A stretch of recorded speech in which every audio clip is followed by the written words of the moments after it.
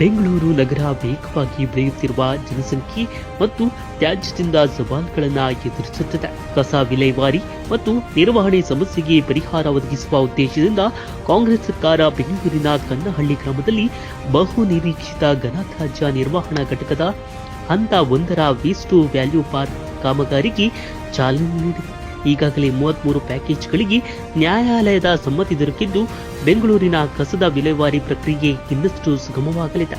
ಈ ಕನ್ನಹಳ್ಳಿ ಯೋಜನೆಯ ಮೂಲಕ ತ್ಯಾಜ್ಯವು ಹೊರೆ ಅಲ್ಲ, ಅದು ಸಂಪನ್ಮೂಲ ಎಂಬುದನ್ನು ನಾವು ಸಾಬೀತುಪಡಿಸುತ್ತಿದ್ದೇವೆ. ತ್ಯಾಜ್ಯವನ್ನ ಶುದ್ಧ ಇಂಧನ, ವಿದ್ಯುತ್ ಮತ್ತು ಜೈವಿಕ ಗೊಬ್ಬರಗಳಿಗೆ ಪರಿವರ್ತಿಸುವ ಮೂಲಕ ಹಸಿರು ಉದ್ಯೋಗಗಳನ್ನು ಸೃಷ್ಟಿಸಲಿದೆ.